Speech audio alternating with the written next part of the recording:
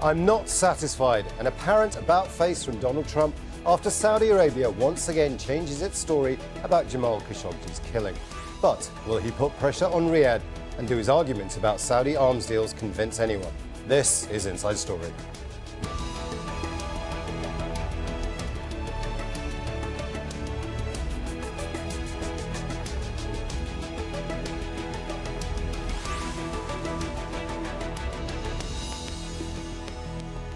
Hello and welcome to the program. I'm Imran Khan.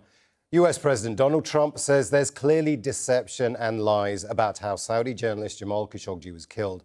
And he says he's not satisfied until he finds answers. He's cast doubt on Saudi Arabia's explanations, which have changed several times since Khashoggi disappeared. Trump's been criticised for defending the kingdom and refusing to give up lucrative arms sales to Riyadh worth billions of dollars. We'll speak to our guests in a moment. But first, Patty Culhane reports from Washington, D.C. Trying to campaign on the West Coast, U.S. President Donald Trump couldn't get away from the questions about Jamal Khashoggi's murder. It was pretty much all reporters asked about. As for the Saudi explanation, the president had this response. No, I'm not satisfied until we find the answer, but it was a big first step. It was a good first step, but I want to get to the answer. He says that could come by Tuesday, but he again insisted that what is most important to him, the money that Saudi Arabia spends in the U.S., the amounts have been changing over time. 110 billion, 450 billion. It's 450,000 jobs. $450 billion, 600,000 jobs. It's over 1 million jobs. But experts say those numbers are simply not true, not accurate, not even close.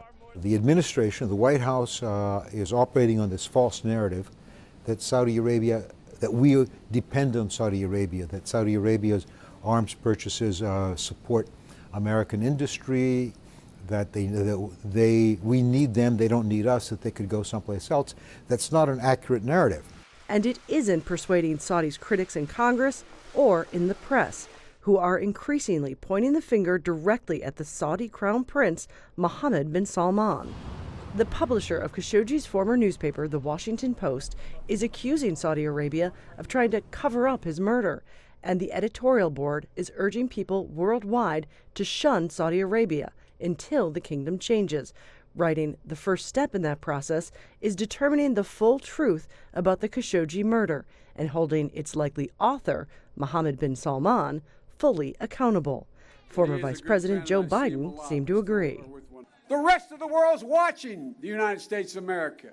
We have led the world, and they're wondering, where in the hell are we? What's become of us? And now, MBS in Saudi Arabia, who I know, my Lord, he's making excuses.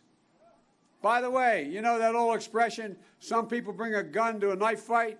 Well, you don't bring bone saws to fights. The anger shows no signs of abating. This is the straw that broke the camel's back as far as the United States is concerned. That these other incidents, I think he's gotten a pass on. He's not going to get a pass on this. It seems the biggest question in Washington now, how big of a price could Saudi have to pay? Patty Culhane, Al Jazeera, Washington.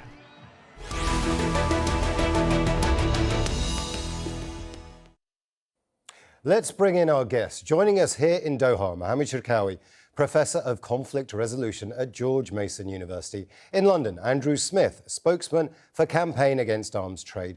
And in Istanbul, joining us on Skype, Andrew Finkel, a co-founder of P24 and a foreign correspondent in Turkey for over 2 decades. A warm welcome to you all. I would like to start with you, Mohammed Cherkaoui, here in Doha. First, in the last 24 hours, we've seen US President Donald Trump go from saying the Saudi investigation is credible to saying he's not satisfied, but it is a good first step. At the same time, we've had the Saudis release a little bit more information about what had happened inside that consulate when Jamal Khashoggi was killed. Why the about-face? Why the turning around, both from the US presidents, and why are the Saudis releasing more information that seemingly contradicts everything else that's come in the last 18 days? The common link between Riyadh and Washington is that both sides are trying to manage the crisis, not to resolve the main question, what happened and who should take the blame. So it's more of a symbolic gesture of half admission. The narrative in Riyadh has shifted from, oh, he left the consulate, now something happened and maybe he was killed by mistake. It reminds me of the textbook of Gaddafi vis-a-vis the Lockerbie crisis, where he denied, and after a few years he started admitting, drip by drip, and then at the end he took the blame. So from the side of Trump, I think he's trying to contain all this shift within the establishment that some congressmen, some senators are pushing for a rupture with Saudi Arabia. They believe it has become a liability. He believes it is still an asset. He is trying to manage both ways. He is delivering more than one narrative to each community. But why the Saudis? What are the Saudis up to? They seem to be throwing out information, hoping that something might stick and the narrative might change, but it isn't. Nobody's believing them. Exactly. It's a too weak of a narrative.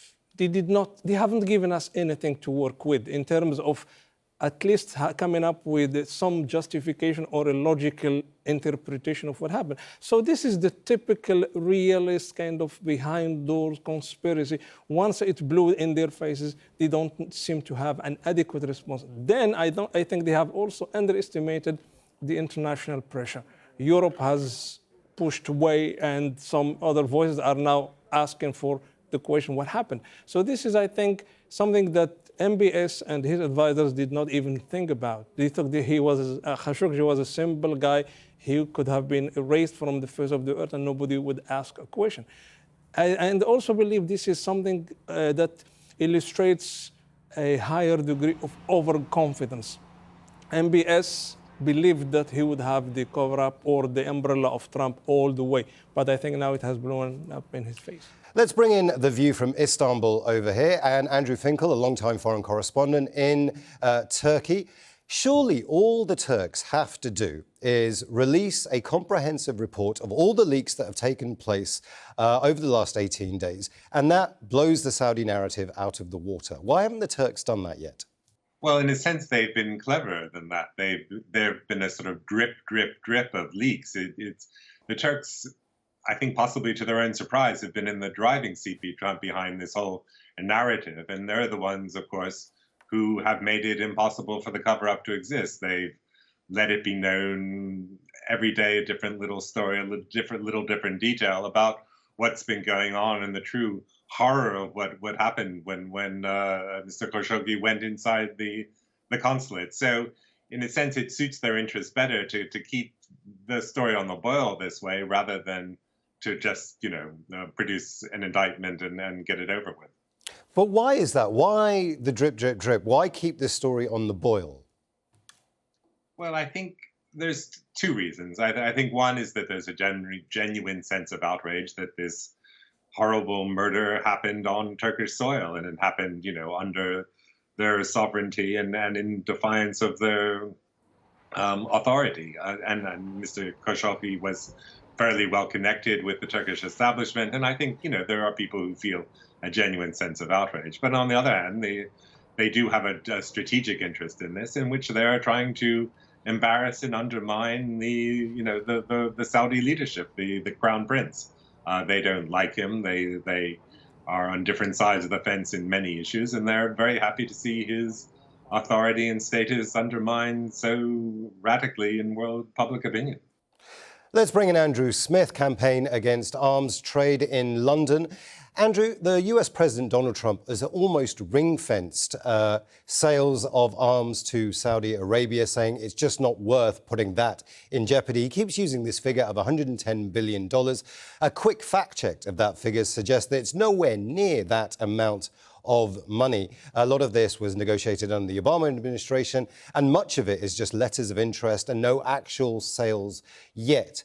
However, the arms trade is now between the US and Saudi Arabia is firmly in the spotlight because of this almost ring fencing that's going on. Why has it taken the death of a journalist to put a spotlight on the arms trade between Saudi and the US? Well, for decades now, the US government has been by far the largest arms dealer in the world, whether it's been under Republican rule, whether it's been under Democrat rule. And Saudi Arabia has been by far one of the largest buyers of US arms in that time. And it shouldn't take the death of a journalist to put a spotlight on it, because it shouldn't take the death of a journalist for politicians to reconsider whether it is right or wrong to sell weapons to one of the most abusive dictatorships in the world. Right now, we're seeing the backdrop of the terrible bombardment of Yemen, which has created one of the worst humanitarian catastrophes in the world. And US weapons have played a central role in that bombardment. And yet, the politicians who are now raising questions, we're all very happy for these arms sales to continue then. They were perfectly happy for the arms sales to continue when US bombs were destroying hospitals, when US bombs were destroying schools, and when US bombs destroyed a school bus only 2 months ago, killing dozens of children. What we need to see is a fundamental change and an end to arms sales around the world, and an end to the idea that profits should be put ahead of human rights and human lives. And I hope that if there's any good to come out of this terrible atrocity, I hope it's that it does lead to change, and that politicians do take action, and that the voice of arms companies is no longer so dominant in the corridors of power. But it's always going to be the case when something is so valuable. And it's not just the US. You have Great Britain as well, which supplies much of Saudi Arabia's Air Force with its technology and weaponry. You also have Germany as well. Now, Germany has actually come out and says we're taking a look at arms sanctions. However, Britain, Saudi and the US have not used such strong language. Why is Germany leading the way on this? Why isn't it the US or Britain? Well, in the case of Germany, actually, what the German government has said and what the German government has done have not necessarily been the same thing. For years now, the German government has always announced it's reconsidering arms sales to Saudi Arabia, and yet the arms sales have always continued. It's the same with the Spanish government, which about 6 weeks ago announced it was going to end bomb sales to Saudi Arabia, and then 5 weeks ago announced that actually it was doing a U-turn and they were going to continue the sales. So it isn't just the US and the UK that have got a rank hypocrisy at the heart of their foreign policy. But in terms of what's happening in the UK, we know where public opinion stands on the matter, because poll after poll has shown that the vast majority of people here are firmly opposed to arms sales to Saudi Arabia. In fact, a poll taken in February found that only 6% of people in the UK support these arms sales. And we have no reason to believe that the public in other countries is any less sceptical, because ultimately the Saudi regime is one of the most oppressive dictatorships in the world, and it has committed terrible atrocities, not only against its own people, but against the people of Yemen. And every government which has been selling these weapons is utterly complicit in the destruction which has taken place. Let's bring in Mohammed Cherkaoui here. You've heard our guest there talk about both Turkey, both arms sales, very central key components of the whole Khashoggi affair. There's a geopolitical game being played here as well. Iran is clearly one factor. Saudi Arabia and the US were formulating a partnership. Sanctions are coming against Iran. What is Iran's view right now? Why hasn't it weighed into the Khashoggi affair in a much bigger way? This is what we would call smart strategy, but by saying nothing, by waiting for the regime to wane and maybe fade. So the Iranians have made their bet on how MBS will screw up regional politics. And I think now there is this emergent balance of power where the Iranians have gained a lot of momentum in Lebanon, in Yemen, and elsewhere. So I think that this Sunni-Shia rivalry has come to a final point where Mohammed bin Salman is no longer pushing the Saudi strategy forward. At the same time, I think Trump is looking at both sides where he can do double containment, both ways, by talking about sanctions vis-a-vis the Saudi regime if proved guilty of the Khashoggi scandal, as well as exiting the nuclear deal back in May. So I don't see there is an exit of this open-ended search for a new balance of power. As a conflict analyst, I would like also to mention that I have been skeptical about this Turkish investigation. I would say the same thing now about the proposed Saudi investigation. If these two capitals are serious about giving us truth and they have nothing to hide, it's about time they invite a UN mission or a UN team of investigators to come and do proper job. Otherwise, we will have more capitalization on what is going to be or to remain as a long process of investigation. However, the diplomatic, the political pressure takes over more than anything else. It's interesting you talk about the Sunni-Shia rivalry, but this is slightly bigger than that as well. There is a Sunni rival going around here as well. Let me bring in Andrew Finkel from Istanbul. The Turks have long viewed Saudi's dominance of the Sunni Muslim world with, let's say, jealousy or suspicion. They would like to take that role for themselves. Does this Khashoggi affair present the Turks with an opportunity to swing things back in their favour? Well, I think they would like it to be an opportunity to do what you described, to gain control of the Sunni world or the leadership is quite an ambitious and big project. I'm not sure if this incident will result in that happening, but yes, they are on opposite sides on many issues. They were very upset over what happened in Egypt and the fall of the Muslim Brotherhood in Egyptian politics and the supports that the Saudis gave to the successor regime. They're supportive of Qatar, perhaps Turkey's closest ally at the moment. So, and of course, they're angry at the Saudi treatment there. There's, a dispute in Kuwait. So, where the Turks are becoming more involved militarily. So, yes, Turkey is trying to flex its leadership, and this does give them an opportunity to undermine the major rival. But of course, what Saudi has and Turkey doesn't is a huge amount of petroleum wealth, and that of course makes it a difficult rival to get the better hand of.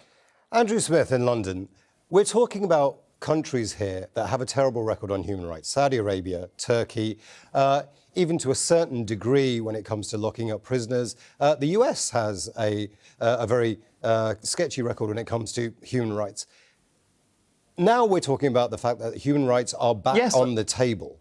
How does somebody like you take advantage of that?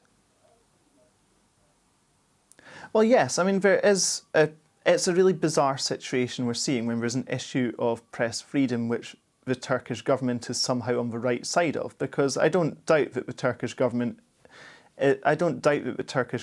is motivated by some kind of geopolitical consideration as well, because I don't believe it cares about journalistic freedom. I don't believe it cares about human rights either.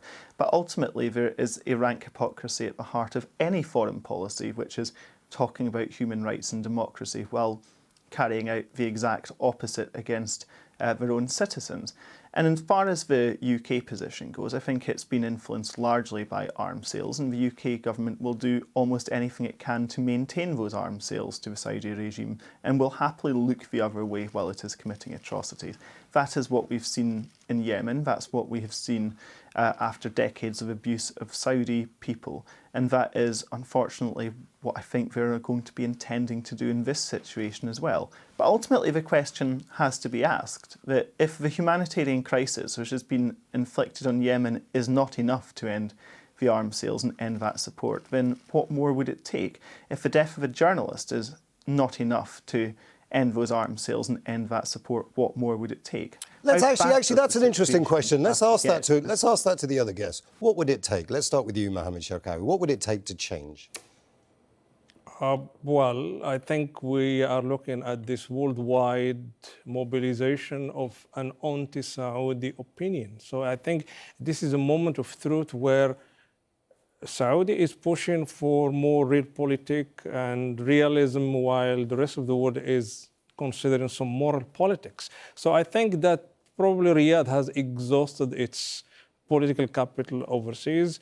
And I would like also to add another point, since you asked earlier about the geopolitical aspect of this. I think now, having studied how Erdogan has managed this crisis, I can tell that he has played his cards right, and he has proved that he could be the only strategist within the game, since he managed to lobby with Washington vis-a-vis Riyadh, as well as maintaining his cards right with the Kremlin in Moscow, with the Iranians, with the Israelis. So this is an open circle of shifts that are coming together, and I think the Saudis happen to be the and the overall loser of this process. To Istanbul now, Andrew Finkel. Praise there for Erdogan almost, that he's played his cards very well, that he's almost the only strategist in the region. Would you agree with that? Well, over this incident, of course, they have played their cards well. And one of the reasons they've been able to play them well is because their righteousness is on their side. There was a murder committed on their territory, and they've exposed that murder in a way that, possibly people may not approve of, that it was done in a very, drip, drip, drip sort of way rather than simply laying their cards on the table. But yes, right has been on their side, and they've used that example of righteousness to very good purpose. But of course, at a certain point, there are going to be obstacles to just how far they can move this agenda. That people said that they're actually doing the American bidding over this affair by revealing what happened. But of course, at a certain point, they're becoming an embarrassment to the United States. And it has to be said that Turkey is actually the thing that will damage Turkey's ability to take a lead in the region is the fact that its economy is very weak at the moment, and it's on the brink of a fairly serious economic crisis. And in order to forestall that crisis, in order to sort of get out of the situation it really does require the goodwill of the international community, the United States in particular, possibly less so it's Saudi or Qatar, people who can lend it money. But so it is trying to end its isolation, and that is a big priority. And therefore, there are limits to just how far it can, play this game. So it's all about limiting. It's always limiting its isolation. Mohammed Cherkaoui, I want to bring you in here. Limiting the isolation. A lot of moving parts to this going on. However, at some point, things have to get back to normal. Can Saudi Arabia, can Crown Prince Mohammed bin Salman, just very quickly, weather this storm? I don't think I can be optimistic about the future of MBS because he has been tainted with a crime and his legitimacy is gone. So I believe, yes, the palace will try to either push him to sort of obscure him for a while, find a way to bring him back, but vis-a-vis what, it's not just the Khashoggi case, it's also the Aramco screw-up, it's also the Yemeni war, it's also how he dealt with Hariri, how he dealt with several governments. So I think now he has become his own enemy. He is enemy number one to the regime itself. The question remains, is there any more power left to the king to decide, or maybe MBS has already established his own deep state that the regime cannot defy. So this is a matter of inside dynamics within the palace. And let's just bring in the other guests. We are running out of time. Just very quickly, Andrew Smith in London. You say you have public opinion on your side when it comes to arms sales to Saudi Arabia. I'll ask you the same question. At some point, the money will talk louder than public opinion, and things are going to get back to normal, aren't they? Well, we would hope that if there is any positive to come from this situation, it is that it leads to a fundamental reevaluation, because ultimately the Saudi regime has been able to get away with far too much for far too long.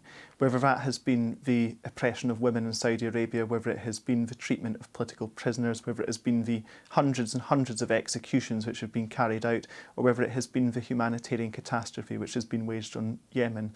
We hope that it isn't a return to business as usual, and we hope that there is a fundamental change.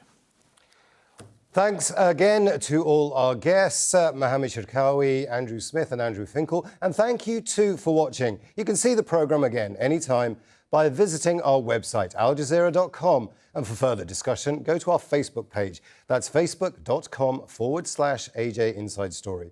You can also join the conversation on Twitter. Our handle is @AJ Inside Story. From me, Imran Khan, and the entire team here in Doha, bye for now.